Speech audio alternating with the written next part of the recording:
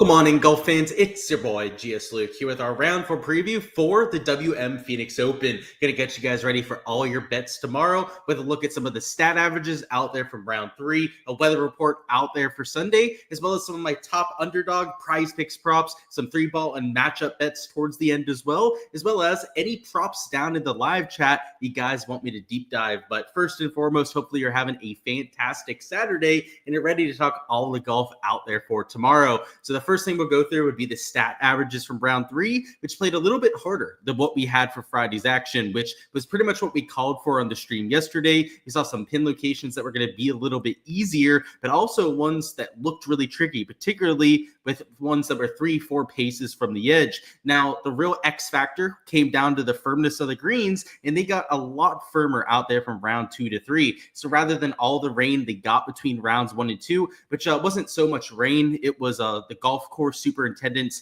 going out there and watering the golf course themselves. It doesn't look like they did that between rounds 2 and 3. And, heading into Sunday when they like to ramp up the difficulty even more, I'm expecting that same kind of process, right? Little to no water being put on the golf course and likely a scoring average that gets a little bit harder. I think closer to maybe a 1-stroke under par scoring average, but you're not going to see a drastic change with this golf course. The one real thing that could add on difficulty on top of the firmness would be the Sunday setup as well. So I would say something between like 0.75 and 1-stroke under par would be about the projection out there for round 4. Your birdie average might go down ever so slightly. Your bogey average will certainly go up just a little bit. I'd probably put it closer to like 2.5 per round. But I think you're going to see a bigger difference when it comes to the bogey average going up than what you see with the birdie average going down. It just those tough Sunday pin locations, you might see a few blow-up holes, but I think birdies are going to be out there on those reachable par 5s and then also the drivable par 4 17th. Your fairway average likely going to stay about the same. And then your green regulation average, it might go down just a hair with the Sunday setup, but I don't think it'll be a massive difference out there from Saturday to Sunday. It will be a little bit firmer and faster, but going from about like 12.8 per round to something like 12.4, 12.5 are the kind of averages that I'm expecting. So we don't have a pin sheet posted over here on the PGA Tour site quite yet. So we'll see if I refresh this, if we have anything posted.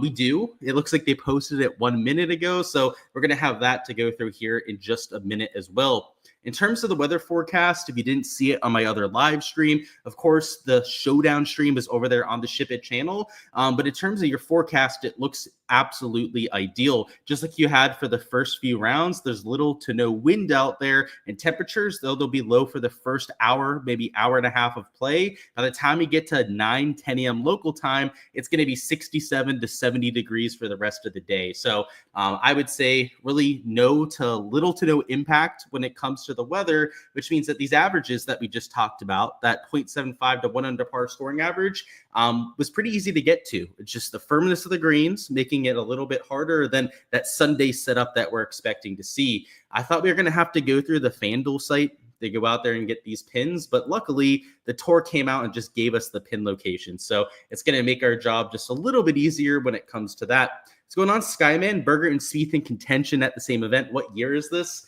They're two of my favorite players, so it's a lot of fun to see, that's for sure. What's going on, Derek? Welcome back again. What's going on, Big 2? Hopefully the boots on the ground is treating you nicely. Does Villegas top 10 with ties at plus 5,500 make sense? Plus 5,500. He's not starting too far back, is he? Probably not. There's probably a reason why he's that far back in terms of odds. T39, yeah, I mean, he'd have to go out there and probably shoot -6, -7. I don't want to call it a silly bet, but there's a reason why he has those kind of odds. That's for damn sure. But I know you're like your guy Vegas, and you try to play him as much as possible. But let's go through these pin locations. So hole 1's over here on the front right quadrant. It is a shorter pin, which a lot of times people think means easier. In this case, it probably will be a little bit more straightforward just because you have enough room to get close there, right? It's 13 paces onto the green complex. If it was a little bit closer, let's say 6, 7 paces on, with the firmer greens that we're expecting for Sunday, that could be pretty hard to get close to. But because it is 13 paces onto, if you have a fade ball flight, you're going to have all the room that you need. Now, if you're hitting a draw into this front right corner, it might pose a little bit more problems if you're trying to hit it close, but I would say a slightly easier pin location, but I'm not counting on seeing a whole lot of easier ones. Hole 2 is a front left pin location, which also, excuse me there, also probably looks a lot easier on paper, but this one I would say is about the same as what you had for round number 3. The reason why I say that is it's tucked just over these 2 greenside bunkers. It adds a little bit of a challenge there, and then because you have the pull into this left bunker here, for most right-handed players, if they pull the ball, it's going to be into this greenside bunker. That's not the easiest up and down to a short-sided pin. So this one over here was a little bit less protected by those bunkers. You had, a flat fairway area around the green to get up and down from. I would say it's a hair harder, but really the scoring average isn't going to change very much, I'd say, over here at hole number 2.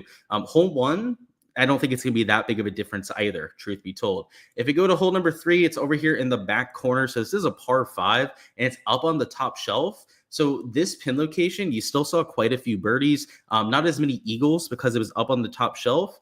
But you had, a short enough chip out of this bunker, even a short enough chip if you missed in this natural area to go out there and get it up and down. Now that it's going to be in this back corner and it's up on the ledge, I think it's going to be a little bit more difficult than what you had for today. Next up, you have hole 4, which is in this back right quadrant, also towards the back, which, it gives you some room to run it up towards the complex, especially if you have a fade.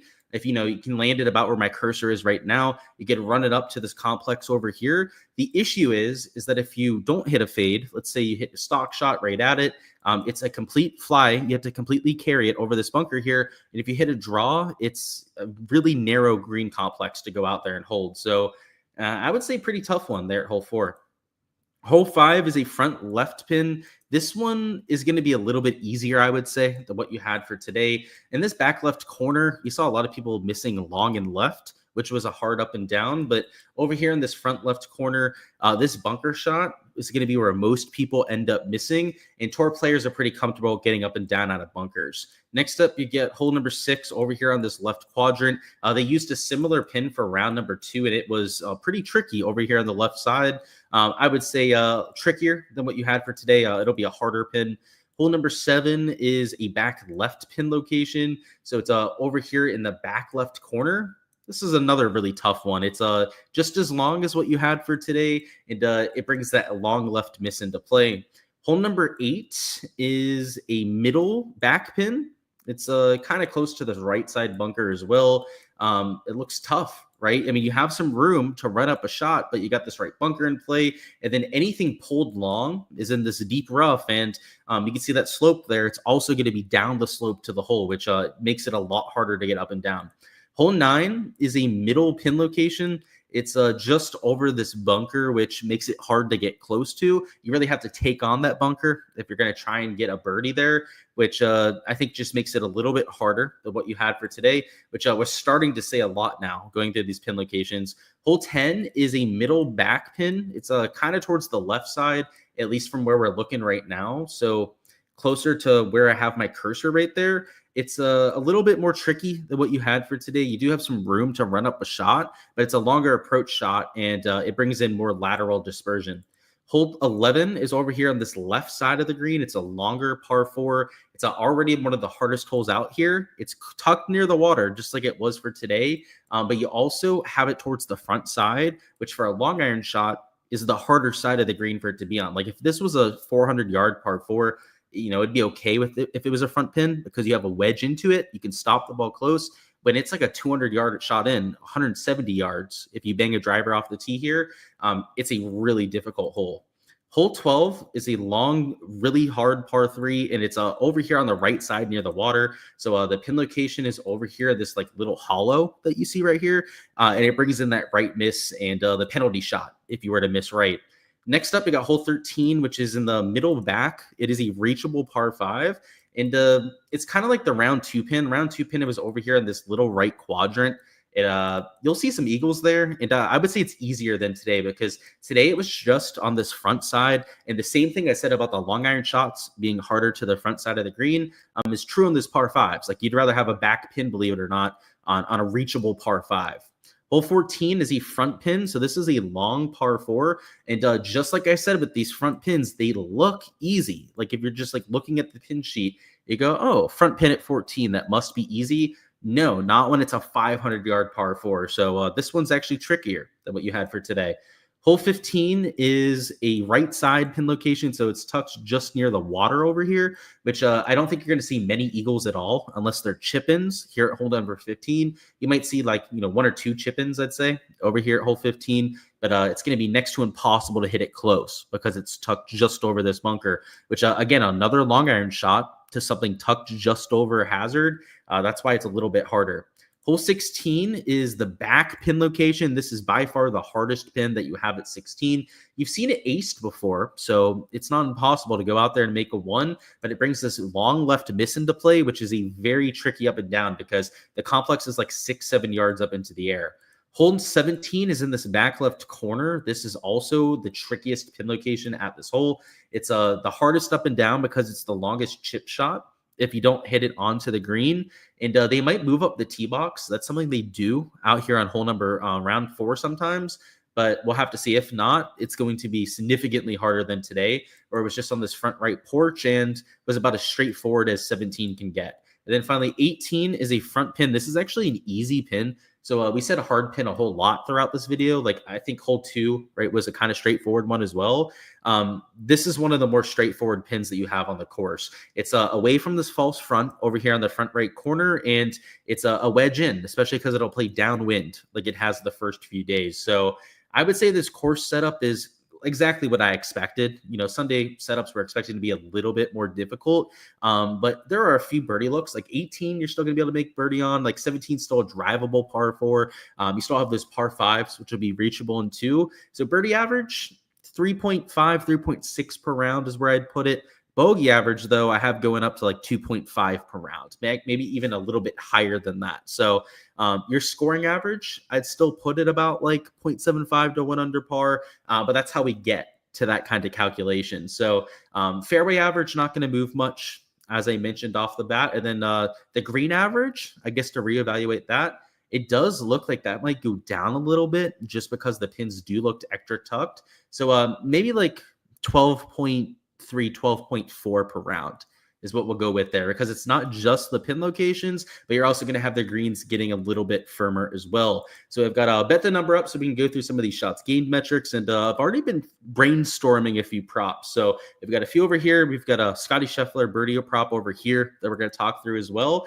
Anything you guys want to deep dive, feel free to go ahead, throw that down in the live chat. And then after we go through some props on Prize Picks Underdog, we're going to go through some matchups real quickly as well. So in terms of what I was thinking through before we got on the live stream here, I was looking at this Mav McNeely over on greens regulation. The average was 12.8. Obviously, I've adjusted that down a little bit with the conditions for tomorrow, but Mav McNeely has gone over this in 2 of his 3 rounds. He's gained strokes to the field on approach in all 3 rounds so far.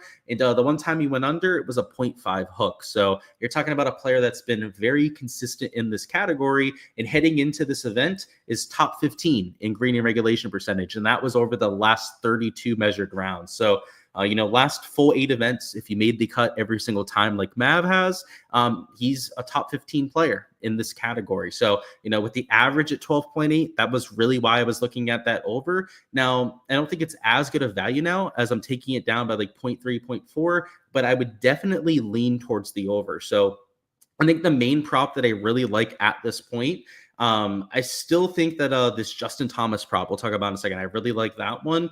But the Jordan Spieth pars are better. I was going to look at that over. It is minus 130. He is minus 130 for the under 2.5 bogeys over there in Caesars William Hill. But I do think those pin locations are pretty hard, especially that back 9. So I might take that one out for right now. But let's talk about this JT prop, because even after seeing those pins, I'm still okay with this. JT is minus 130 for his over on birdies. So just like Jordan Spieth that has that minus 130 value, you have the same thing over here with Justin Thomas. And I think the reason why I'm a little bit more comfortable with this prop is the fact that you're still going to see a lot of birdies out there. I mentioned the 3 reachable par 5s, that par 4, JT has the kind of short game to still get up and down to that back left pin location. There are a lot of guys in the field that I'm not comfortable going out there and getting up and down to that kind of pin. And JT today, if you take a look at some of the stat averages, he just could not buy a putt for his life. So if we go to his round 3 stats, you'll see that he gained over there with his approach play, also gained off the tee, but lost 1.5 strokes putting. Despite that, he still had 4 birdies on the round. Now, round number 2, he gained with the putter. Round number 1, he also gained with the putter. In fact, over 2.5 strokes in that category. So he's already shown us at this event that he's capable of going out there and doing so. And his iron play the entire event has been there. I mean, round 1, gained 2 strokes to the field. Round 2, maybe not as flashy, but was really good off the tee. And then today, gained across both of those 2 ball striking categories. That's why I'm looking that over. And, he's up there in the top 10. So he's within striking distance at this point, or at least could get into that top 3, top 5 if he has a really low round. So I like the fact that he's got to be aggressive. I mean, he's not going to win the event, even if he goes super low. Dietrich's just that far ahead. But he is the sort of player that's going to be fighting for all that placement that he can. So I like GT there. I think he's due for a little bit of regression. If he goes out there, putts just even remotely better, he's likely going to go well over this line. And if he putts well, like you saw out there on Thursday, then, it could be a super low round and it could be sweat-free prop. So we'll have to see what kind of putter he brings to the table. A lot of it's going to come down to that. But I would bet that he's going to have a better day than what we saw for today, where it was hugely out there into the negative.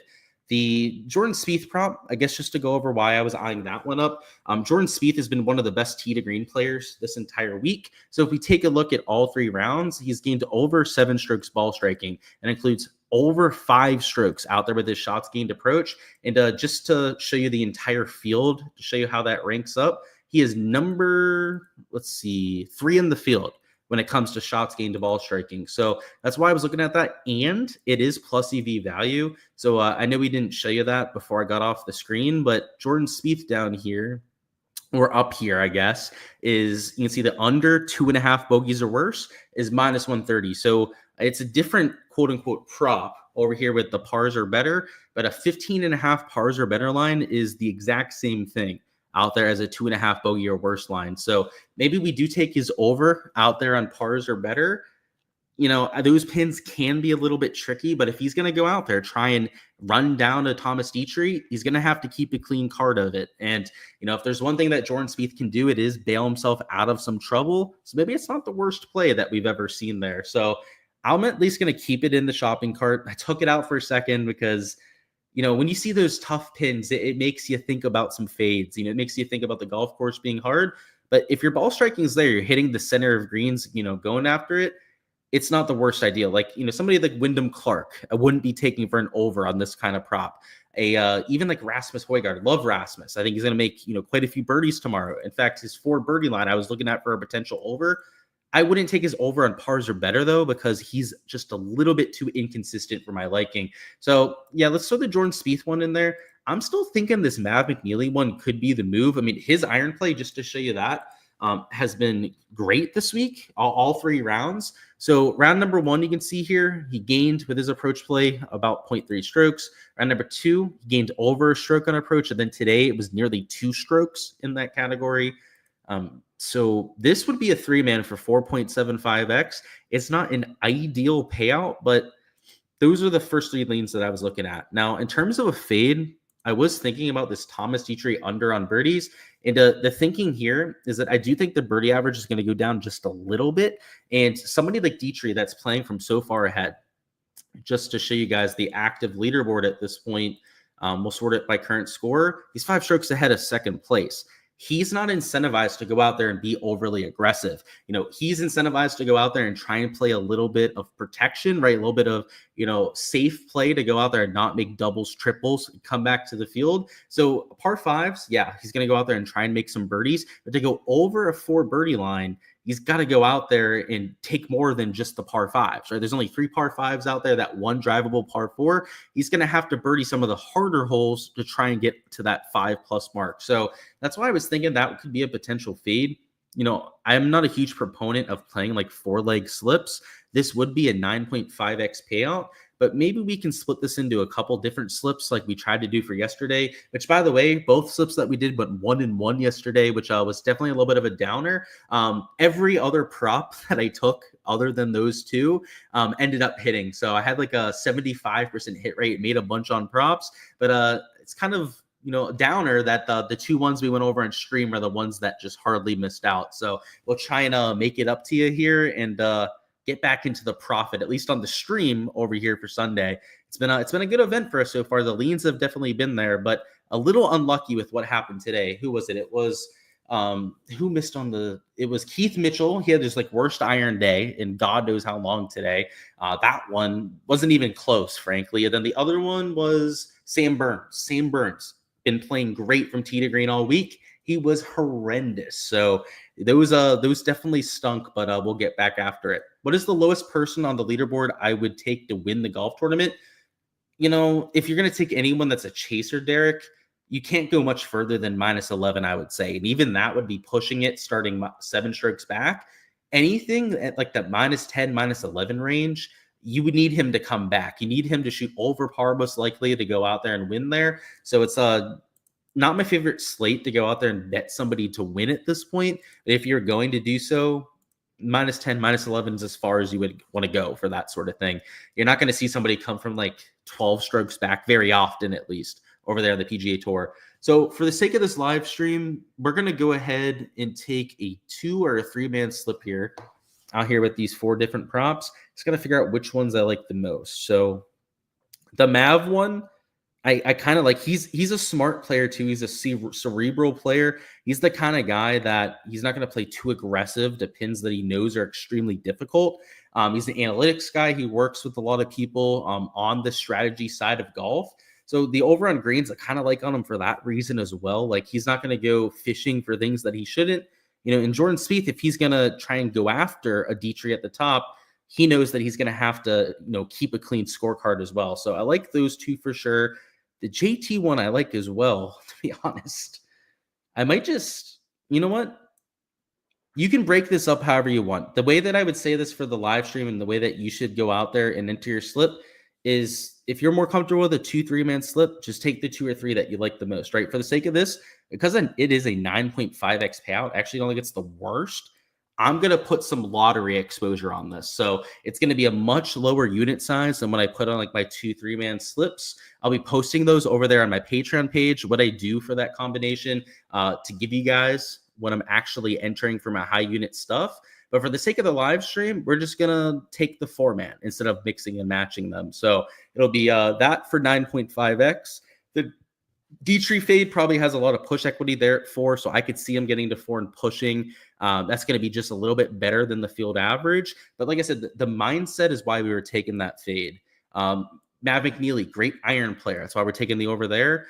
These other two at the top, they're solid players. They're in really good form this week. We already went over Jordan Spieth gaining like 7 strokes ball striking. Justin Thomas, just to give you guys the goods on that one as well. JT has been really good this week as well. You can see here gaining nearly 3 strokes off the tee, also gaining nearly 3 strokes when it comes to the approach play is why I'm on that over at 4.5 on top of the plus EV value over there on those two. So all 4 of these I would consider value. I'm going to get some extra exposure to them on top of this lottery slip.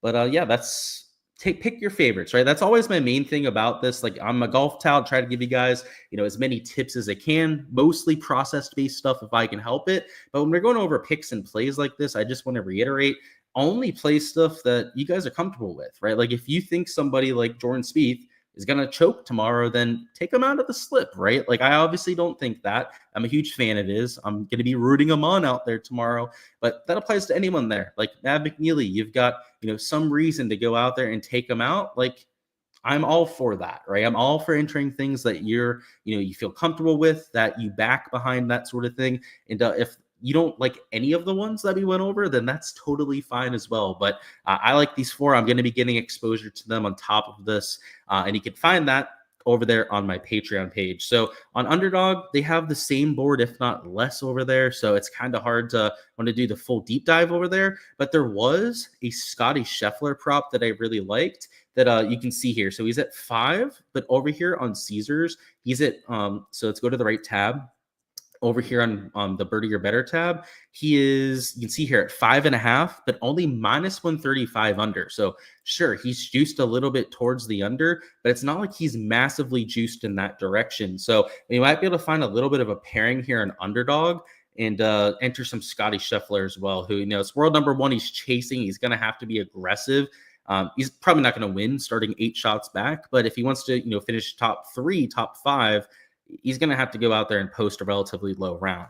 So in terms of a pairing, the props that we took on Prize Picks, at least the ones that are available across sites, could be something that we look at. But I like Rasmus as well to go out there and have himself around. So I know I mentioned that I like him to go out there and make 4+ birdies, but he's another guy that's been really good with the ball striking this week. So let's put in Rasmus here just so I can show you that. He's gained 3 strokes off the tee over his first 3 rounds and also 3 strokes on approach. So averaging a stroke in each category. And sure, the putter's been good.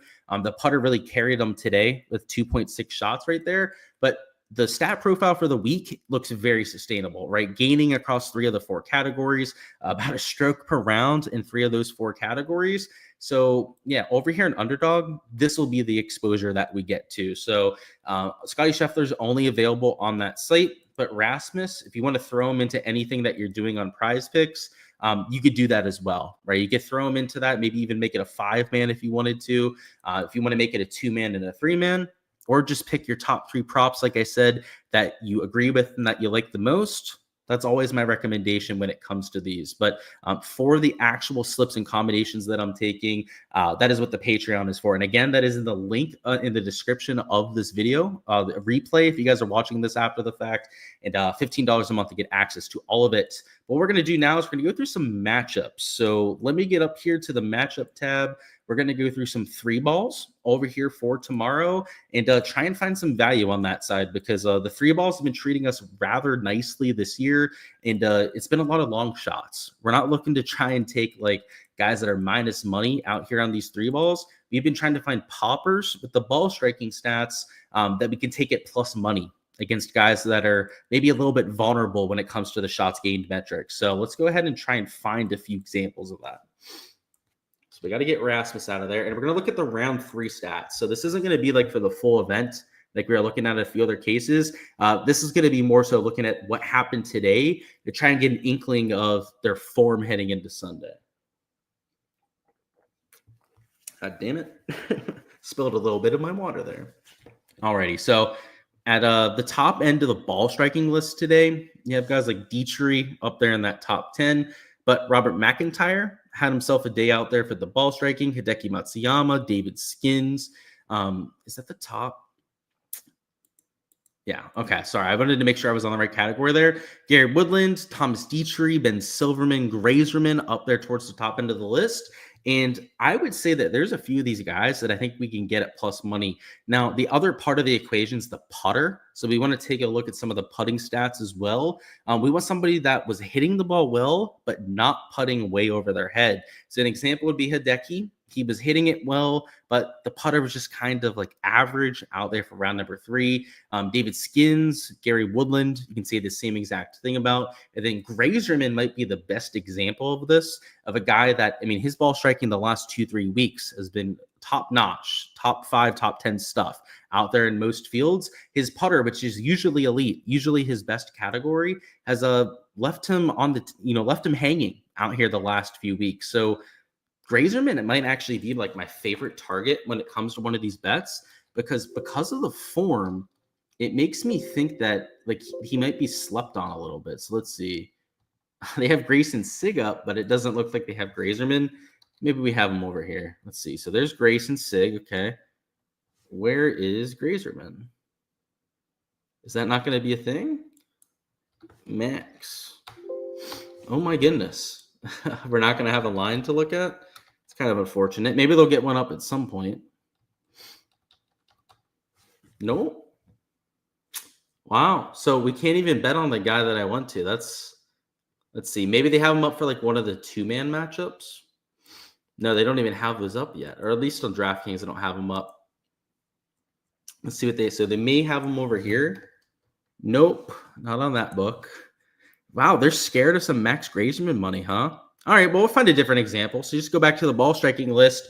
We're trying to find somebody that was hitting the ball well and that at least wasn't putting over the head, and that might have some putting regression to come. So I think a Sahith Theegala could be a decent example. The only thing with Sahith that might not make him the best candidate for this is the fact that he's a good player, right? He's going to be like the best player in most groups that he's in. But let's see who he's matched up against. So he's against Doug Gim and Jake Knapp. So yeah, he's only like plus 130 there. Let's try and find. I mean, plus 130 is not terrible. I mean, we've taken guys at like plus 140, plus 150 before. So let me see what he is over here. Maybe we'll get better odds over here on Fanduel. Okay, let's get Sahith going. So plus 130. And then what is he over here on Draftkings? Also plus 130. So we'll at least throw him in the shopping cart and give it a few thoughts. But let's try and find a few other people to deep dive on here. So we already went through a few different players. Let's look at Gary Woodland, another player that was solid with the ball striking, but that lost over there with the putter.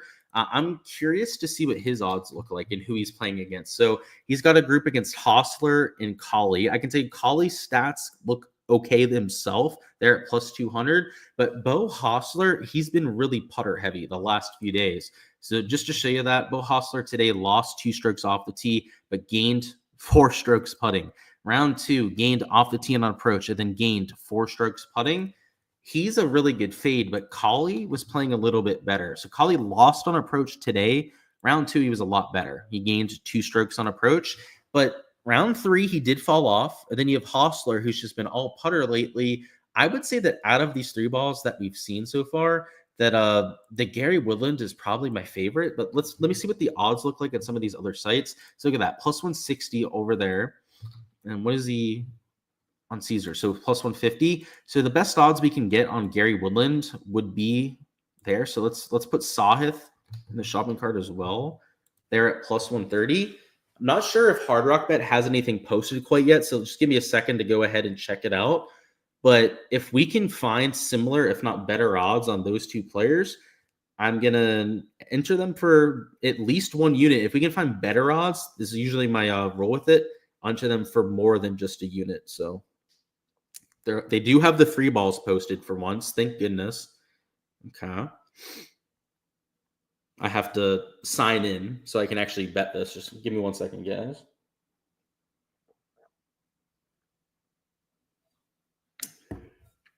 And the odds on Hard Rock Bet, they usually are the same. Sometimes they're a little bit worse, like you'll see at every sports book. But I will say that compared to a lot of the major books out there, that they have a lot of odds that are advantageous compared to other books. So let's see. It doesn't look like they have the guys I'm looking for posted quite yet, but they have 3 balls posted for, it looks like 7 groups so far. So they're working on getting them posted over there on Hard Rock. So actually, it looks like they have a few more of them hidden over this on this other tab. So we might be able to bet them. Just if I can find the proper matchup, that is, we can go out there and bet them. Okay, there's the Gary Woodland one, and get this, he's plus 170 over here on Hard Rock. So okay, we're gonna put 1.5 units over there on Gary Woodland. Because you're getting plus 170 odds as opposed to that plus 160. And let's see if we can find Sahith. So it's Sahith going against Knapp and Gim. There he is. And Sahith is plus 115. Oof. So at plus 115, guys, I'm not going to bet Sahith Theegala. That is just like absolute scam odds, if you ask me. But Gary Woodland, being able to get him at plus 170 over there on Hard Rock Bet is something I'd recommend to anyone that has access to the book. So, by the way, just to circle back on that, let me see what Bud Colley was in that group against Gary Woodland. 1 second here. Where was he at again? Colley was plus 225. Let me see what he is over here in like this kind of site. Plus 210. Yeah, like the odds in that whole group or better over there in Hard Rock. So just another example of doing your line shopping and trying to find the best value that you can. Thanks for all the effort I put in Grand Slam. Been watching my videos for years. Thank you, dude, and appreciate the kind words about the growth of my channel. Is Dietrich going to be able to keep it together? Ooh, So it's kind of tough to say that he's going to, Jeff. And I hope that he does, because you always want to see a guy that struggled on Sundays figure it out and go out there and get their first tour win. Now, this situation should be doable out there for a Dietrich, right? Do I think he wins tomorrow? Most likely is the answer to that question. But do I think he goes out there and shoots like -3, -4 and wins and makes it like a no sweat? Absolutely not. I think that one of these guys that's like -13 is going to shoot at least like -6, -7. You're talking like 4 world-class players there, like especially Daniel Berger, Jordan Spieth. I even like Højgaard. I think all 3 are capable of doing so. One of those guys is going to push Dietrich a little bit. And unless he's shooting 2-3 under par, he's going to have that heat on him of, somebody 1, maybe 2 strokes back of him out there towards the back 9. And in the past, if you've watched him on the DP World Tour, he's fallen apart. He's folded like a cheap lawn chair, as some people would say. My guy Nick Marsh over on the Showdown live stream, that's what he said. It's for his sake, I hope that he doesn't do that, but he's done that a lot, like plenty of times in contention before. What's going on, Duo? He said, thank you for the wins on props, of course. We'll try and get a few more over here on this live stream. He said he got super lucky and picked 4 of the 8 that I chose on the video, and they all hit. So, yeah, he said good looks, Wall. So they didn't all hit yesterday. There were a few that missed. Of the 8, we had 2 that missed, right? So it was really good. We went 6-2, but yeah, if you get all 4 that hit out there, that's, like I said, using your own discretion and picking the props that you like the most. Sometimes it works out like that for you, right? And you go out there and you hit like a 10x slip, that sort of thing. So good stuff on that. So to answer the question on Dietrich, I've said this, I'm on the record as saying this, that I don't think that he's going to like play very well. Do I think he's going to win? I think it's like a 50-50 coin flip. That's where I would put it at this point. I think that he should win. He's going to be in position to be able to close it out. The question is, does he fold when somebody gets close? Because I think somebody's going to get close at some point. Alrighty, guys, that is all I've got for the live stream, though. Hopefully you feel a little bit more prepared for your bets for tomorrow. As I said before, make sure to check out the Patreon page for all the different bets that I'm placing. That'll be an Underdog and Prize Picks every slip that I actually go out there and enter. Not only that, but the stat averages for every single round, also the weather forecast for every day out there on tour, as well as all the reasoning behind the slips that I'm taking. So I don't just like post the slip and then leave it blank. I give you a full stat detailed breakdown on, first off, where I project all of these people, and then why I think they're a good lean for tomorrow. So in the process of that, you're getting to see everything that I'm entering, but also you're learning to become a better of golf. You're getting educated on where you can find an edge out here in this space, and I can translate that to other slips that you're entering. So make sure to join for all my exposure and for the educational aspect. But that's all I've got over there for round 4. Hopefully it treats you well with all of your exposure, and let's have ourselves a slate.